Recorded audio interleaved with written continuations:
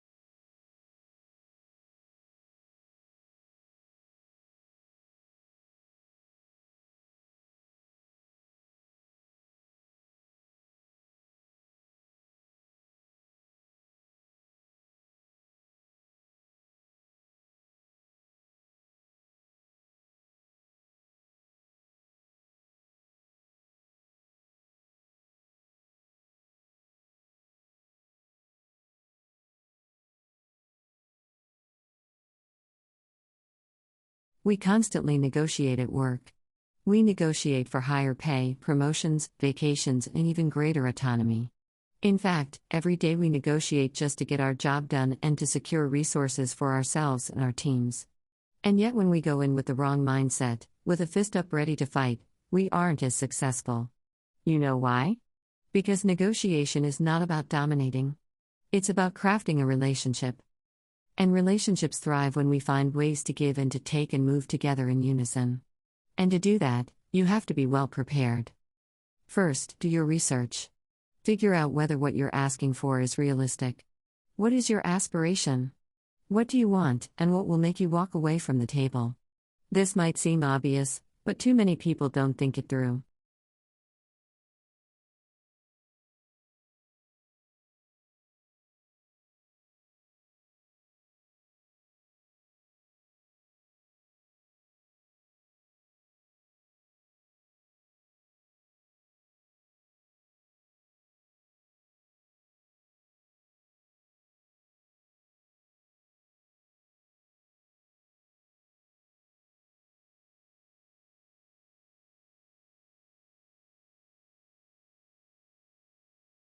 Millions of people in North Korea are short of food, perpetually hungry children and pregnant, and nursing mothers are suffering the most.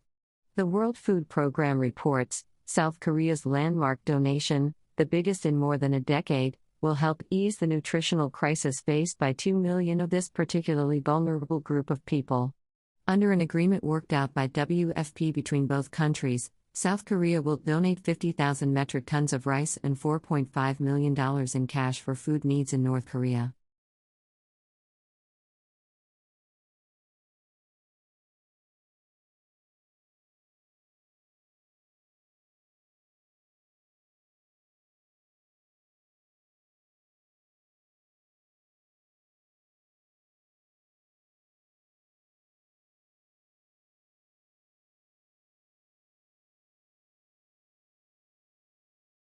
U.S. Secretary of State Mike Pompeo met with Indian Foreign Secretary in Washington Monday and told him that the United States stands with India in fighting terrorism.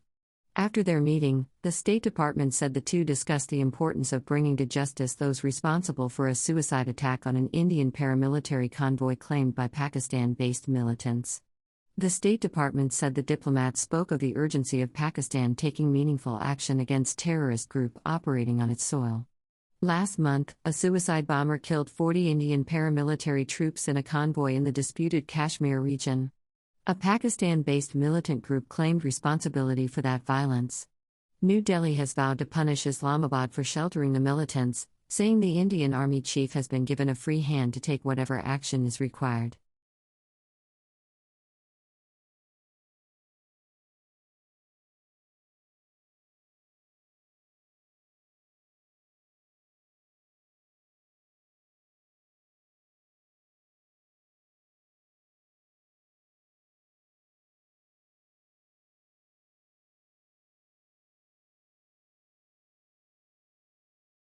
Touchdown confirmed. We are safe on Mars. The control room at NASA's Jet Propulsion Laboratory late in the evening of August 5, Pacific Time, when word arrived that the Curiosity rover had landed safely on Mars. The 1-ton rover, which dwarfs all Mars landers that came before it, will now spend a planned 2 years exploring the Martian surface. The mission is expected to cost $2.5 billion. Curiosity's task is to investigate the inside of Gale Crater, where a giant mound of sedimentary deposits may provide evidence of a wetter, possibly habitable Mars billions of years ago. But first it had to survive an elaborate landing sequence which appears to have gone smoothly. Curiosity landed on time and on target and soon beamed back grainy photos of its wheels and its shadow. Given the car-like size of the rover and the challenges of landing on Mars, Curiosity's landing goes down as one of the greatest parking jobs in history.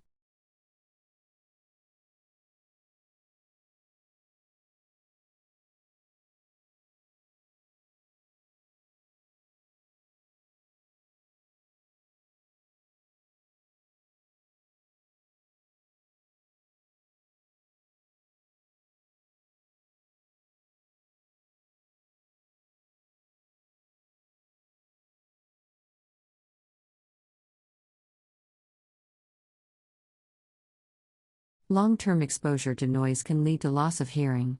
The relative loudness of sounds is measured in decibels. Just to give you an idea of what this means. The sound of a whisper is 30 decibels, while a normal conversation is 60 decibels. The noise of vacuum cleaner makes is around 85 decibels. The danger zone, the risk of injury begins at around 90.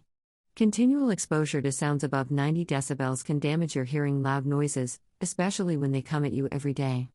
All this noise can damage the delicate hair cells in your inner ear. Lots of everyday noises are bad for us in the long run.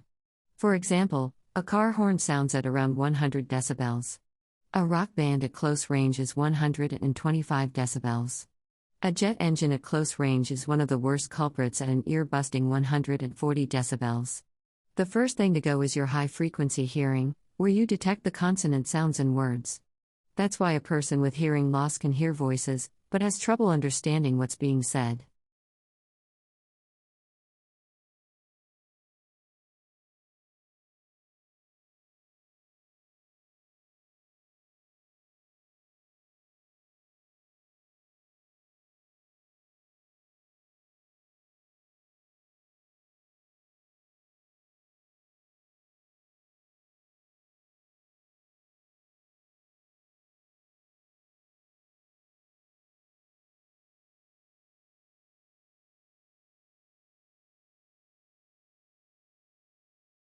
Although the original American Indian cultures were highly diverse, they were similar in many of their traditions.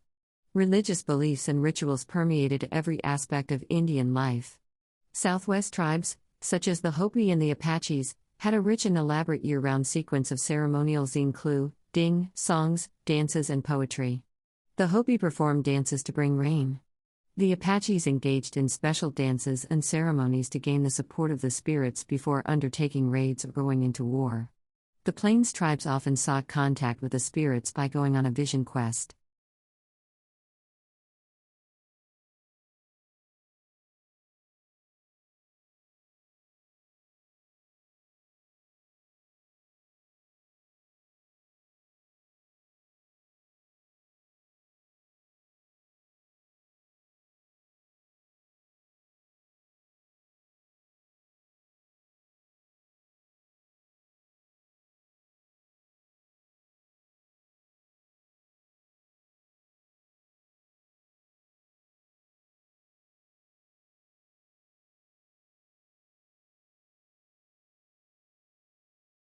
China, which has both enjoyed sustained economic growth, face worrying challenges. There are worrying indications that social progress is starting to lag behind economic performance.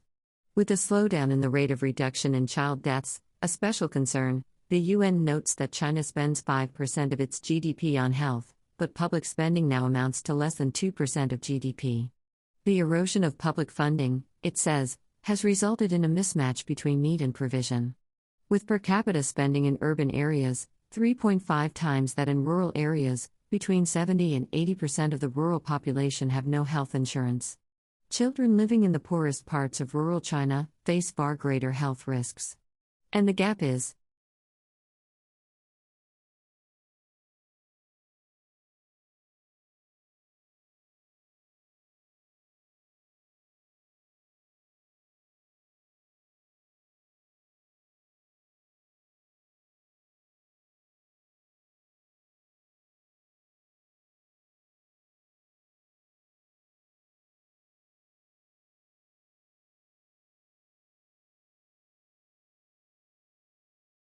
a woman friend of mine recently commented about her guy. He's such a boy.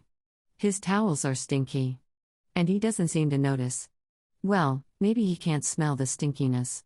According to recent research from the Monell Chemical Senses Center, women have much sharper noses. Scientists collected microdroplets of perspiration and had men and women sniff the vials. According to both, the odors were equally rich. Subjects were then asked to rate odor strength when sniffing the sweat mixed one by one with 32 different fragrances. Only 2 of the fragrances stopped women from smelling the sweat. But 19 fragrances successfully blocked it from male noses.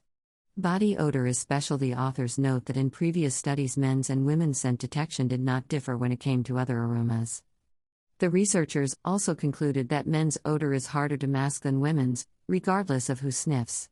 Only a fifth of the fragrances could cover up male odor. But half of the scents mask female odor.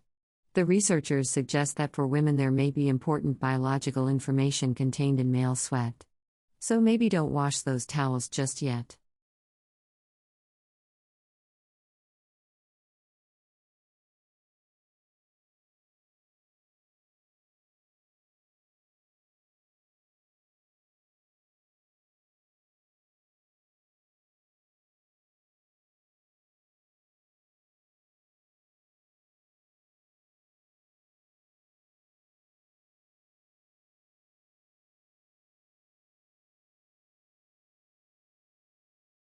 Companies spend billions on advertising every year. But they're not just pushing products, they're selling their brand's personality, too. Think Red Bull. What comes to mind? Most people say things like speed, power, hyper, extreme. Well, a pair of scientists wanted to see if the energy drink's alleged qualities would influence people's performance in a race car video game without sipping Red Bull. So they had 70 volunteers race cars with identical specs, but different paint jobs. 4 with the logo and colors of a drink: Guinness, Tropicana, Coca-Cola or Red Bull, and 1 car just plain green. The drivers clocked similar times with most of the cars. But behind the wheel of the Red Bull car, they actually drove more aggressively, scoring either incredibly fast race times, or their slowest by driving recklessly and crashing. The study appears in the Journal of Consumer Psychology. Polled after the game, the players didn't realize the Red Bull image apparently influenced their driving. Which suggests marketing doesn't just influence a brand's personality. It could be shaping our personalities, too, without our even knowing it.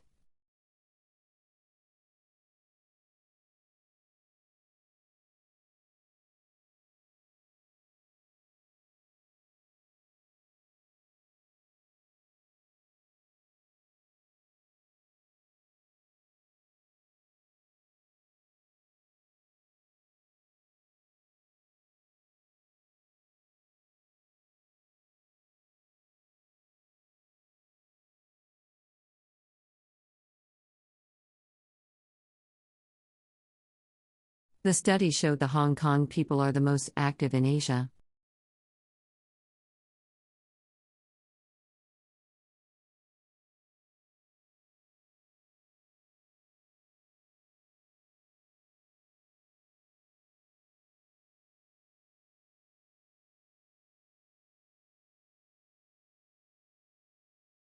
The new theory takes all the latest research results into account.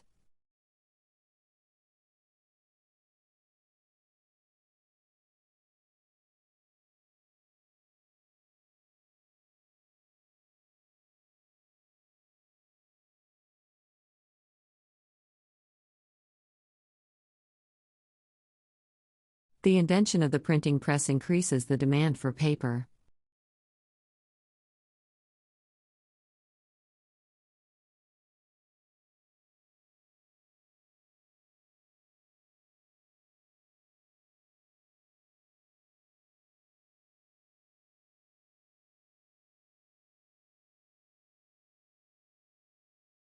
The Industrial Revolution in Europe was driven by steam technology.